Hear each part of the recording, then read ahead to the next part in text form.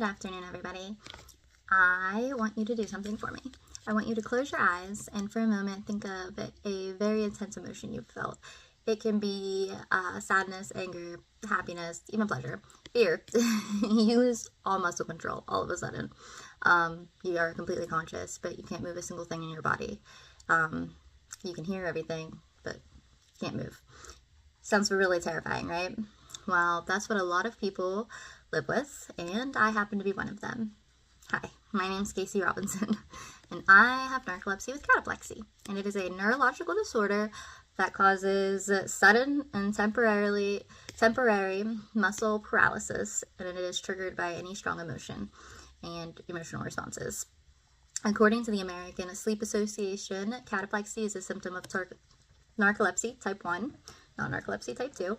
Narcolepsy is the sleeping disorder where you fall asleep talking to people and everything. Most people don't know about cataplexy, which is a part of just the type 1. It can be triggered by any heightened emotion. Today, I'm going to share with you how this condition has shaped my interpersonal relationships, my communication styles. I'm going to talk about my self-concept and my self-esteem and how I see myself. Secondly, I'm going to talk about my emotional intelligence and emotional regulation, how I handle emotions in myself and others, and my communication style, which has obviously become very passive since I have to suppress my emotions. I'm going to share with you two very personal stories, one about grief and one about a past romantic relationship, and I think I'm going to give you some advice that might change how you see other people's silence and other people's emotions, or hopefully. So cataplexy has deeply affected how I see myself, what communication scholars call self-concept or self-esteem. It's explained in Reflect and Relate, written by McMornack and Morrison, and it is in chapter 2. It talks about the concept of esteem, or is shaped about how we interact with others and how others see us. In interpersonal communication, context includes everything from our health to our culture to even our mental state. And when emotions trigger a physical collapse, I don't really get to express myself freely. I've also become very aware of how others see me, which is called looking through the glass self, which is a weird word, but they do have a term for it. I'm very, very aware of how others see me when I can't express an emotion, because doing so might literally make me drop. It changes how people look at me. I also do not share my emotions with others unless necessary. They sometimes think I'm detached or cold or even weak because I don't react with emotion. I've had coworkers think I'm too passive, or I don't have an opinion or a solution, but that couldn't be further from the truth because this is Susan. Sorry, guys. She's emotionalist too. But yes, so that couldn't be further from the truth. Because of this, I have developed a very high emotional intelligence, which was a concept that was actually introduced by two professors named Salvery and Mayer, who were two professors who gave a word to emotional intelligence. They just created the term, and they also created the 4 branch of emotional intelligence in 1990, which means I'm just hyper aware of my own emotions and also of others, which I've always been empathetic, but narcolepsy with cataplexy has definitely increased that.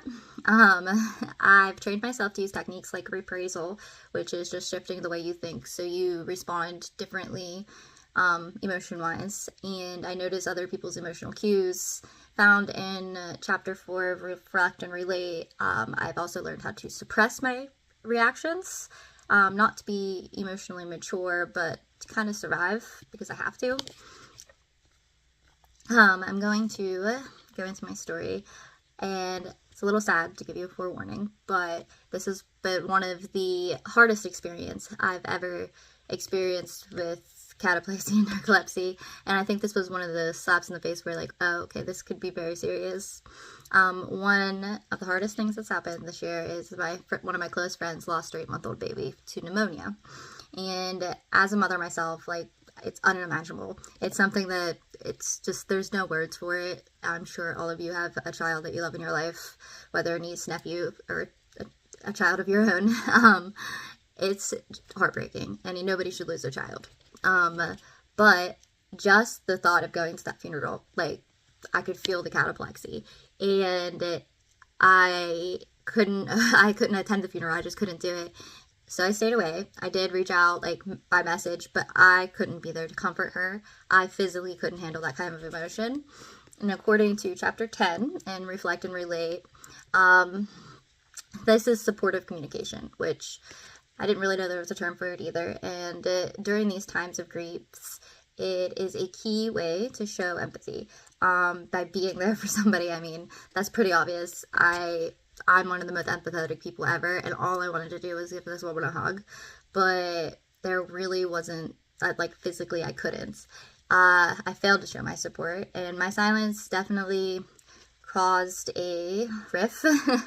It was from emotional suppression and passive communication, and it cut me deep. She said she understood that I had a condition and stuff, but that's just something that'll change your friendship forever. Not being able to attend somebody's child's funeral, I feel like I wasn't being able to support her. I wasn't being able to use my supportive communication, and instead of giving her emotional support like she needed, I gave her emotional avoidance, which every part of me wanted to feel for her, but I couldn't.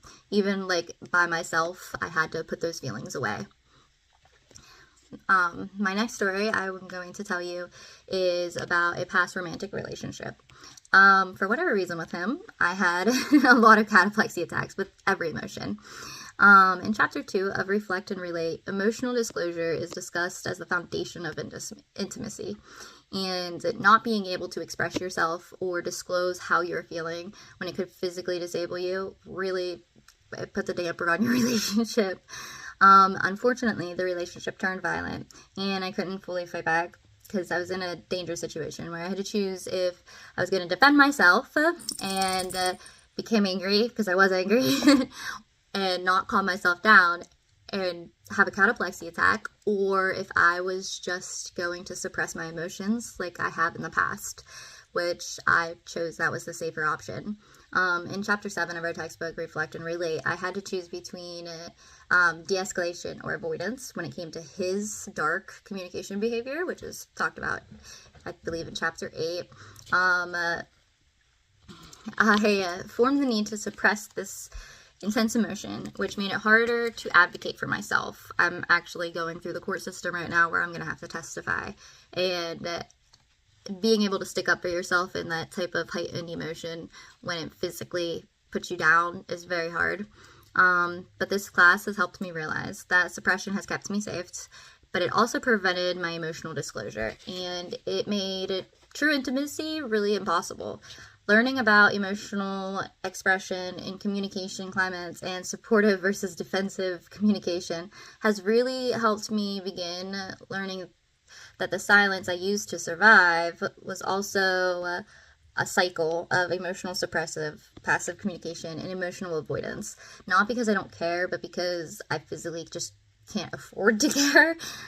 This really limits my ability to have supportive communication and even seek help. I didn't express what things were until it was kind of dangerous. And while I've learned that this suppression helped me, it also left me feeling like I had no voice, which I've had my voice taken from me in past relationships before I had narcolepsy. So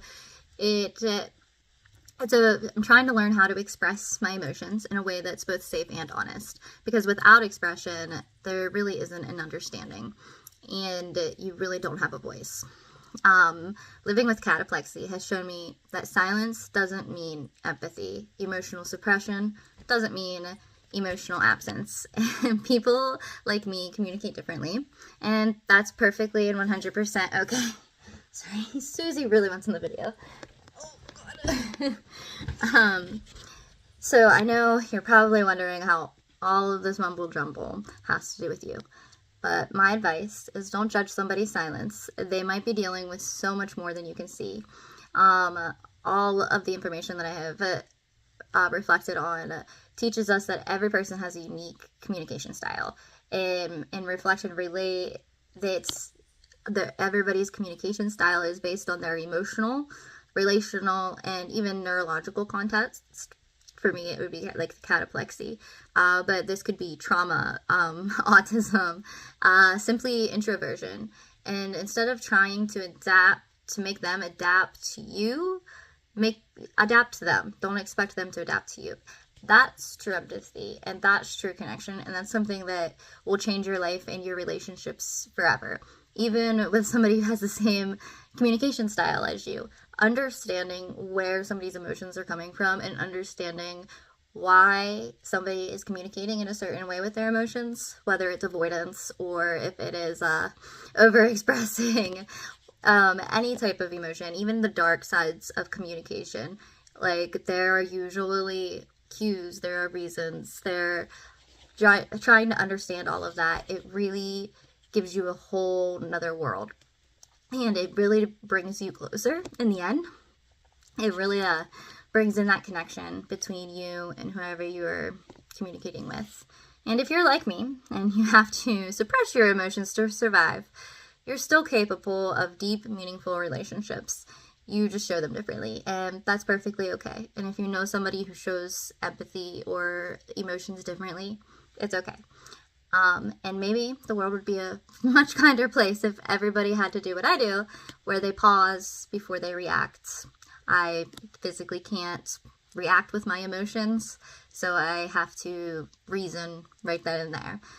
If emotional oppression wasn't the only proof of caring, so let's just give each other room to communicate, even in silence. I hope you guys all take as much as you can from this and go show your emotional communication to your loved ones at home tonight. Thank you so much. It has been a pleasure.